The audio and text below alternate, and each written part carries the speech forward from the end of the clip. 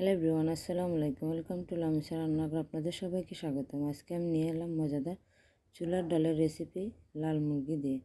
প্রথমে প্যানে দিয়েছি পরিমাণ মতো তেল, তারপর দিয়েছি 1 কাপ পেঁয়াজ বাটা, তারপর এগুলোকে ভালোভাবে ভেজে নেব। এর পর্যায়ে দিয়ে দেবো আদা বাটা, রসুন বাটা।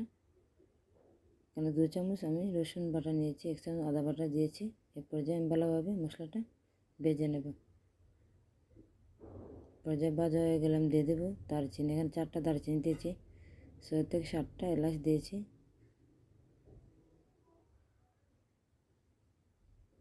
তারপর 2টা তেজপাতা দিয়ে আমি ভালোভাবে পেঁয়াজটাকে ভেজে নেব। এর পর্যায়ে ভাজা হয়ে গেলে আমি দিয়ে দেবো এখানে আমি পানিটা জড়িয়ে রেখে দিয়েছিলাম লাল মুরগির মাংস। এখানে মাংস হাড়সহ আমি মাংসটা নিয়েছি। আপনার চাইলে শুধু মাংস দিয়ে রান্না করতে পারেন। এর পর্যায়ে দিয়ে দেবো আমি হলুদের গুঁড়ো 1 চামচ, মরিচের গুঁড়ো 2 চামচ,